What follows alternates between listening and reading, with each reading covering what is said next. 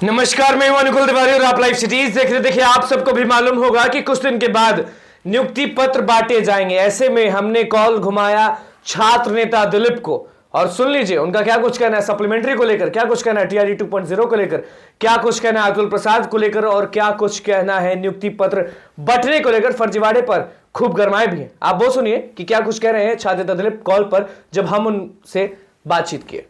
बहुत बहुत स्वागत है दिलीप जी आपका लाइव सीरीज में। जी बहुत बहुत धन्यवाद। आपको भी मालूम होगा कि टीआरई 2.0 को लेकर सारे लोग जो हैं वो कुछ परेशान हैं तो कुछ बहुत खुश हैं। सप्लीमेंट्री रिजल्ट्स कब आएंगे? देखिए, सप्लीमेंट्री रिजल्ट तो जल्द ही आएगा। चेयरमैन सर तो ट्वीट किए ही हैं। जी हम उम्मीद करते हैं कि जल्द ही आएगा। और अभी शिकायत पोर्टल भी खोला गया है तो उसपे बहुत सारे अभ्यर्थी शिकायत भी कर रहे हैं, जिनका कुछ अगर शिकायत है तो मुझे जहां तक लगता है कि शिकायत पोर्टल जो खोला गया और जब तक उस पे शिकायत करने का समय है, शायद हो सकता है उसके बाद ही सप्लीमेंट्री रिजल्ट आए। और 13 तक है शिकायत करने का। तो मुझे जहां तक क्या लगता है शिकायत को अच्छे से देखा जाएगा?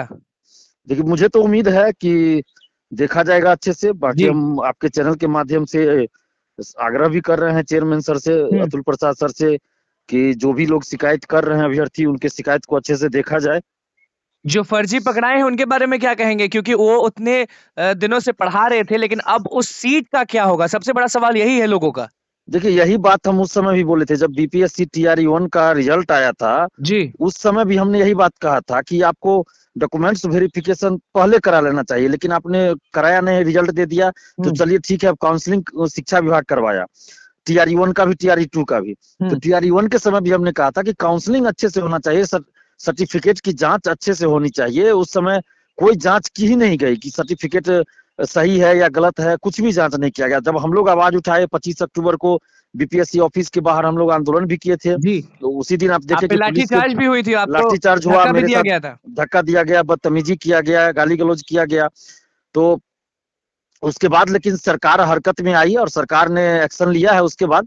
तो अब देखिए, लगातार जो जांच हो रहा है, हम लोग मांग कर रहे थे कि बायोमेट्रिक, हम तो पहले भी बीपीएससी के चेयरमैन सर से ये सब बात रखे थे कि आप कोई भी एग्जाम लेते हैं तो उसमें बायोमेट्रिक लीजिए, फिंगरप्रिंट लीजिए, ताकि पता चले बाद में भी कि कोई फर्जी अभ्यर्थी तो नहीं बैठा था या कोई फर्जी लोग तो जॉब नहीं कर रहा है ना। ऐसा भी होता है कि किसी दूसरे के बदला में कोई दूसरा भी जाके जॉब करने लगता है। तो उनके सीट का क्या होगा दिलीप जी?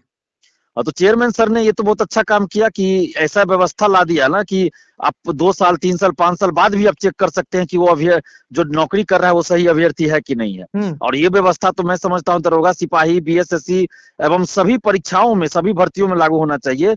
और अब जब जांच हो रहा है, फिंगरप्रिंट, बायोमेट्रिक जांच हो रहा है, थंब इम्प्रेशन, तो उससे बहुत सारे लोग फर्जी पकड़े गए हैं। और डॉक्यूमेंट्स भी जांच हो रहा है, उसमें भी बहुत सारे लोग ऐसे पकड़े गए जिनके पास सर्टिफिकेट नहीं था। ये सब चीज पहले क्यों नहीं हुए? पहले होना चाहिए, यही तो मैं कह रहा हूँ ना, पहले होना चाहिए, लेकिन पहले ऐसा नहीं किया गया, जिसका कि नुकसान अभ्यर्थियों को भुगतना पड़ रहा कि सीटें खाली रह गई और अभ्यर्थी बेरोजगार रह गए। हजारों सीट खाली रह गया इसके कारण और अभ्यर्थी बेरोजगार रह गए। किसी का डीओबी से छूट गया।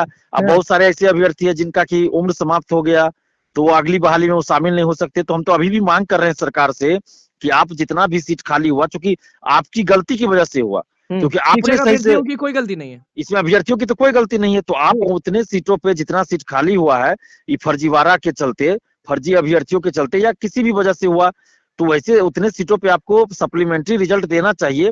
उसी बहाली में जो शामिल है, जिनके पास योग्यता है विज्ञापन की शर्तों के अनुसार, तो उनको आपको नौकरी देनी चाहिए। जी। ये तो हम मांग अभी भी कर रहे हैं सरकार से। बहुत बड़ा दिन कहा जा रहा है, आपको भी इंतजार है कि नहीं उस दिन का?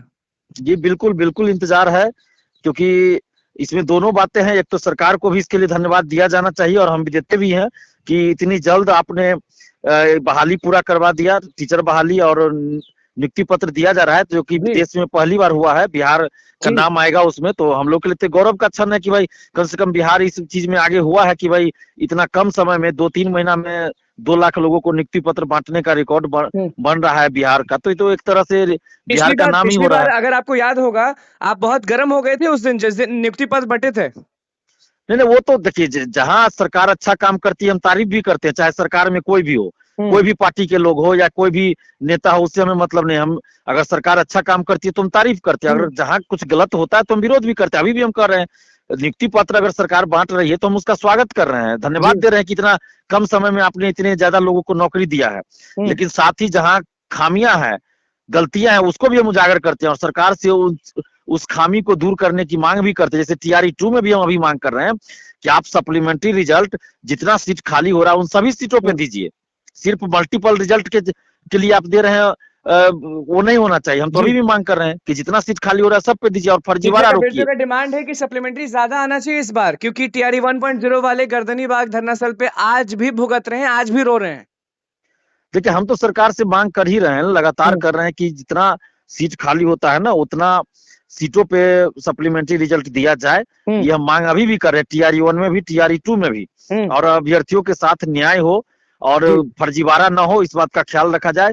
थंब इम्प्रेशन जो अब जांच शुरू हुआ है 3 जनवरी से, बहुत अच्छा कदम है। हम तो पहले से मांग करते रहे थे, चलिए सरकार ने ध्यान दिया, इसके लिए सरकार को धन्यवाद। लेकिन ये सब चीज पहले होना चाहिए ताकि जो फर्जी अभ्यर्थी पकड़े जा रहे हैं या फिर किसी कारण से बाहर हो रहे तो वो पहले हो जाते तो उतने लोगों को नौकरी तो मिलती, सीट खाली नहीं रहता ना। और इसमें एक और बात सरकार से हम आग्रह करेंगे कि इसमें फर्जीवाड़ा न हो। दिव्यांग सर्टिफिकेट जो है, हैंडीकैप सर्टिफिकेट, फर्जी सर्टिफिकेट लगाकर बहुत से लोग बहाल हो रहे हैं, ऐसी बातें आ रही है। उसके बाद फर्जी आवासीय, जो खासकर बिहार से सटे हुए अन्य राज्य हैं, तो वो बॉर्डर एरिया जिसको कह लीजिए एक तरह से, तो वैसे लोगों से, बॉर्डर कहने का मतलब यहाँ विदेश से नहीं हम कह रहे हैं, मतलब बिहार से सटे जो अन्य राज्य है, तो वहां पे के लोग अधिकतर ये कर रहे हैं कि जिनका रिलेटिव है, जिनका सगे संबंधी बिहार में है, बॉर्डर पे है, तो वो लोग कैसे न कैसे करके आवासीय बना रहे हैं, फर्जी आवासीय बना रहे हैं। ऐसी शिकायतें अभ्यर्थियों द्वारा की जा रही है, खासकर जो अन्य राज्यों से सटे जिले हैं, वहां से ये शिकायतें आ रही थी। इस पे भी सरकार को ध्यान देना चाहिए, शिक्षा विभाग को, कि फर्जी आवासीय और फर्जी दिव्यांग सर्टिफिकेट पे बहाल ना हो, इसकी भी जांच की जानी चाहिए। क्योंकि जो दिव्यांग सर्टिफिकेट लगा रहे हैं उनकी कोई जांच मेडिकल टीम के द्वारा नहीं कराई जा रही है, ऐसी बातें अभ्यर्थी ही मुझे बता रहे हैं। तो सरकार को इस पे ध्यान देना चाहिए। मैं ये मांग कर रहा हूं। तो नहीं होगी 13 तारीख को? नहीं, गड़बड़ी क्या होगी, इसमें तो कोई सरकारी आयोजन है और ये तो अभ्यर्थियों को नौकरी देने वाली बात है। तो हम तो शिक्षा, रोजगार, नौकरी के लिए ही पिछले 8-10 साल से लड़ रहे हैं। आपने देखा होगा कि वीडियो वायरल हुई थी, जब पूछा जा रहा था कुछ सवाल तो लोग जवाब नहीं दे पा रहे थे। अब वो तो कुछ देखिए, कुछ मामला ऐसा हो जाता है। अब चूंकि जो बहाली हुआ है उसमें तो मार्क्स के आधार पर बहाली हुआ है, उसमें जो क्वेश्चन पूछा गया उसका जो आंसर दिया, और उसमें तो कुछ में कटअप भी बहुत कम गया था।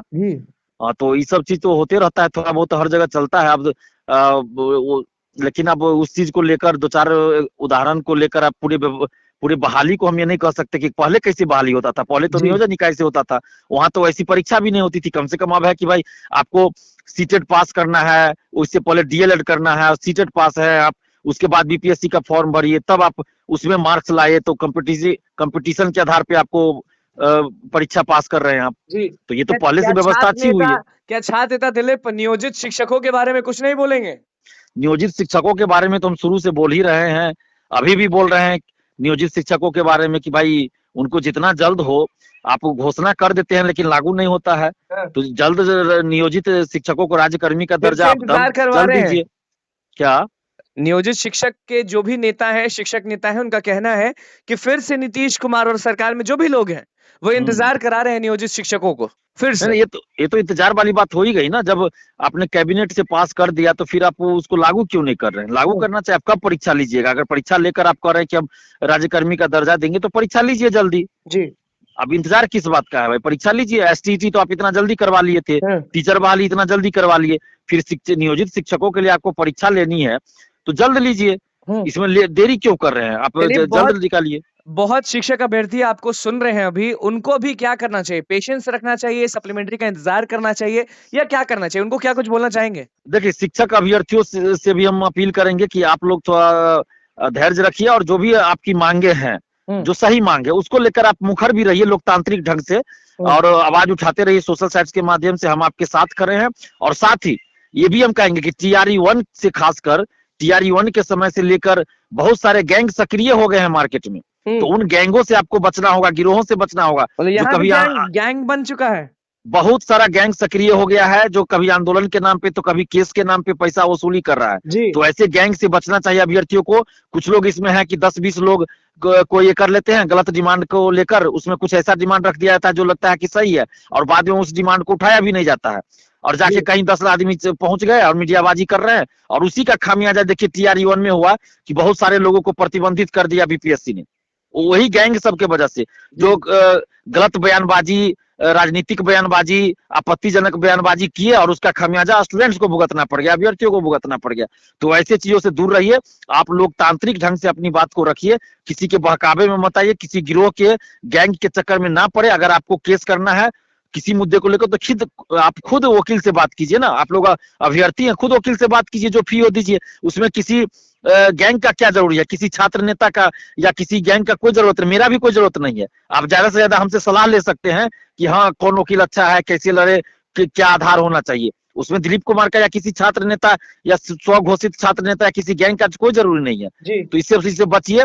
बहुत सारा गैंग सक्रिय है जो पैसा वसूली कर रहा है, TRE-1 से ही हम देख रहे हैं। और बहुत सारा ऐसा चल रहा है पटना में, जो कटअप का खेल भी चल रहा है। अभी TRE-3 का कोई था पता नहीं है, 24 अगस्त को परीक्षा होगी, अभी उसका विज्ञापन नहीं आया, अभी से TRE-3 का कटअप कितना जाएगा, तो ये तो वो, और किताब का प्रचार किया जा रहा है, कोचिंग का प्रचार किया जा रहा है। तो ऐसे लोगों से भी बचिए, जो लोग इस तरह के काम कर रहे हैं, ऐसे लोगों से बचिए और पढ़ाई पे ध्यान दीजिए। शिक्षक अभ्यर्थियों से हम यही आग्रह करेंगे। चलिए, बहुत बहुत धन्यवाद दिलीप जी आपका। जी बहुत बहुत धन्यवाद। तो आपने सुन लिया कि किस तरह से फर्जीवाड़े पे बहुत गरमाए हैं और दरोगा के बारे में भी कुछ ना कुछ कहे हैं। लेकिन देखिए सबसे बड़ी चीज नियुक्ति पत्र को लेके उन्होंने कहा है कि देखिए पिछली बार जो हुआ था वो इस बार नहीं होना चाहिए, पिछली बार क्या हुआ था वो उन्होंने बताया है। और TRE 1.0 को लेकर, सप्लीमेंट्री रिजल्ट्स को लेकर उनका क्या कुछ सोचना था, क्या कुछ कहना था, वो आपने सुन लिया। बस देखना ही होगा कि नियुक्ति पत्र जब बंटते हैं तो क्या कुछ होता है और सप्लीमेंट्री रिजल्ट इस बार कब मिलता है। क्योंकि छात्र नेता दिलीप का कहना है कि पहले ये करिए, पहले वो करिए, उसके बाद ही सप्लीमेंट्री रिजल्ट जारी करिए, नहीं तो TRE 1.0 वाला हाल हो जाएगा। ऐसे में क्या कुछ कह रहे थे छात्र नेता दिलीप, आपने वो सुन लिया। अब देखना होगा कि अतुल प्रसाद क्या करते हैं, नीतीश कुमार क्या करते हैं, और सबसे बड़ी चीज शिक्षक अभ्यर्थियों को उनका हक मिलता है या नहीं मिलता है। क्योंकि सबको इंतजार है सप्लीमेंट्री रिजल्ट्स का, तो सबको इंतजार है नियुक्ति पत्र का। क्योंकि जिनका हो गया है उनको इंतजार रहता है नियुक्ति पत्र का, और जिनका नहीं हुआ है वो आशा में रहते हैं, वो आस में रहते हैं कि हमें कब मिलेगा रिजल्ट। क्योंकि सप्लीमेंट्री रिजल्ट जब जारी होगा तभी उनका बेड़ा पार होगा। क्या कुछ कहना था छात्र नेता दिलीप का, वो आपने सुन लिया। बस देखना होगा कि क्या कुछ होता है। तो बस लाइव सीरीज के साथ बने, मैं चैनल को सब्सक्राइब करें पेज को लेकर। धन्यवाद।